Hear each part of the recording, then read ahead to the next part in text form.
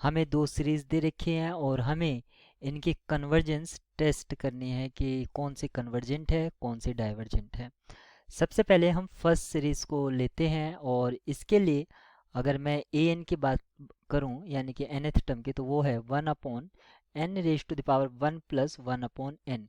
ये है हमारे पास। जब भी इस तरह से आता है तो कुछ स्टूडेंट मिस्टेक करते हैं कि जो पावर में है इसको p कंसीडर कर लेते हैं, जबकि इसको हम p कंसीडर नहीं करेंगे क्योंकि p जो होता है वो एक फिक्स्ड नंबर होता है। यहाँ पर ये नंबर नहीं है, ये एक वेरिएबल है क्योंकि इसमें n इन्वॉल्व है। तो इसको p टेस्ट से या p सीरीज टेस्ट से हम इसको सॉल्व करने की कोशिश नहीं करेंगे। हम करेंगे इसको लिमिट कंपैरिजन टेस्ट से। तो इसको मैं लिख सकता हूँ 1/n इंटू n⁻1/n। यहाँ से इसको मैं एक bn कंसीडर कर लूँगा। जब भी आपका लिमिट कंपैरिजन टेस्ट लगाए तो आप उसमें से p सीरीज फाइंड आउट करने की कोशिश करें। देखिए इसको तो हम कर नहीं सकते थे क्योंकि यहाँ पर वेरिएबल पावर आ जाएगी, तो हम इसको करेंगे। bn हमने कंसीडर किया 1/n। अब हम देखेंगे कि लिमिट ऑफ an/bn जो है क्या वो फाइनाइट है। फाइनाइट और नॉन जीरो दोनों होना चाहिए, फाइनाइट प्लस नॉन जीरो। अगर ऐसा है तो an और bn का जो बिहेवियर होगा वो सेम होगा। an and bn behave alike. क्या तो दोनों ही कन्वर्ट्स करेंगे या दोनों ही डाइवर्जेंट होंगी। तो अगर हम देखते हैं लिमिट ऑफ an/bn तो हमें क्या बचेगा, ये कैंसिल हो जाएगा। हमें बचेगा 1/n⁻1/n और इसकी लिमिट जैसे ही हम n टेंस टू इन्फिनिटी करेंगे नीचे वाले की 1 हो जाएगी, तो 1/1 यानी कि 1 होगी। तो फाइनाइट है एंड नॉन ज़ीरो है। लेकिन bn जो है p सीरीज टेस्ट से हम कह सकते हैं कि ये डाइवर्जेंट है, इसलिए आपकी an भी डाइवर्जेंट होगी।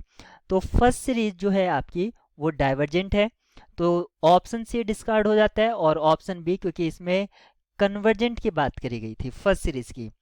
अब हमारे पास जो करेक्ट ऑप्शन होगा वो ए या डी में से कोई एक होगा। तो हम अब बी सेकेंड सीरीज को टेस्ट कर लेते हैं। उसके लिए मैं ए एन कंसिडर करता हूँ 1/n⁻2 माइनस n⁻1/n। यहाँ से भी मैं कंपैरिजन टेस्ट को अप्लाई करने की कोशिश करूंगा। सबसे पहले आप यहाँ पर देख सकते हैं पावर में 2 माइनस n⁻1/n। इसमें फिर से आप p सीरीज टेस्ट लगाने की कोशिश ना करें, मिस्टेक हो सकती है। इसको लिमिट कंपैरिजन टेस्ट से करेंगे। हम एक तरह से इस तरह से करेंगे कि हम एक दूसरी इसकी सब सीरीज बनाएंगे और उसकी कन्वर्जेंस या डाइवर्जेंस से हम इसकी कन्वर्जेंस या डाइवर्जेंस को इम्प्लाई करने की कोशिश करेंगे। तो मैं क्योंकि इसको मैं लिख सकता हूँ 1/n² इंटू n⁻⁻n।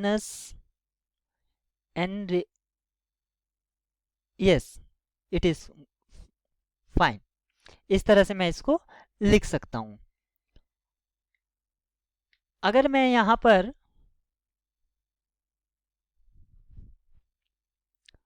कंसीडर करता हूं, मुझे क्या कंसीडर करना है,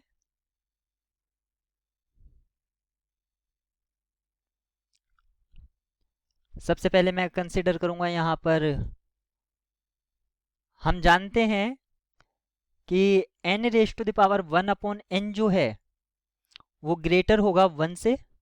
क्यों होगा, अगर आप n की वैल्यू 1 रखते हैं तो 1⁻1 ग्रेटर देन इक्वल ले लेते हैं, या आप इसको अगर स्ट्रिक्टली लेते हैं तो आप n को फिक्स कर दीजिए 2 से अबव होना चाहिए। तो आप यहाँ पर देख सकते हैं ये 1 के इक्वल होगा। लेकिन जैसे ही आप करेंगे 2⁻1/2 यानी कि स्क्वायर रूट ऑफ 2, इसकी वैल्यू होती है 1.414, इस तरह से कुछ होगा। तो इस तरह से आप यहाँ पर देख सकते हैं, यानी कि √2 की वैल्यू 1 से ग्रेटर है, तो ये हमारी जो इनइक्वालिटी है होल्ड कर रही है। अब आप इस पे नेगेटिव जैसे ही अप्लाई करेंगे तो ये साइन ऑफ इनइक्वालिटी चेंज हो जाएगा। n⁻1/n less than equals to -1, आप इसमें दोनों साइड 2 ऐड कर दीजिए, तो यहाँ पर 2 - 1 ये इक्वल्स टू 1 हो जाएगा, यानी कि 2 - n raise to the power 1 upon n less than equals to 1, ये हमारे लिए ट्रू है। और ये सभी n जो 2 से बड़े हैं उसके लिए ट्रू हमने मान लिया है। अब मैं, क्योंकि यहाँ पर आप देख सकते हैं इनइक्वालिटी जो है वो ये है, अब मैं एक्सपोनेंशियल फंक्शन, कोई भी एक्सपोनेंशियल के मीनिंग ये नहीं होता है e raise to the power x, कोई भी फिक्स नंबर, चाहे आपका जैसे 2 raise to the power x, 3 raise to the power x, कोई भी एक नंबर के पावर अगर हम कर देते हैं तो वो एक्सपोनेंशियल टाइप फंक्शन हो जाता है। और एक्सपोनेंशियल आपका इंक्रीजिंग है तो ये जो इनइक्वालिटी है ये रिमेन रहेगी, अगर डिक्रीजिंग है तो इनइक्वालिटीज में फर्क आ जाएगा, क्योंकि इंक्रीजिंग का मतलब हुआ उसका साइन हमेशा प्लस रहेगा। तो अगर मैं इसमें n raise to the power 2 minus n raise to the power 1 upon n यहाँ पर लेता हूँ तो ये क्या होगा, less than n, n raise to the power 1 मतलब n ही रहा। और अगर मैं 1 अपॉन जैसे ही करूँगा तो ये 1 अपॉन n हो जाएगा, लेकिन साइन ऑफ इनइक्वालिटी ये हो जाएगा।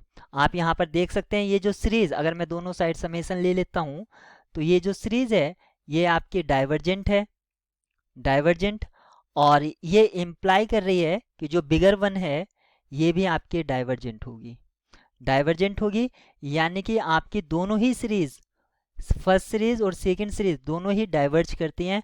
ऑप्शन डी अब हम श्योरली कह सकते हैं कि ये करेक्ट होगा।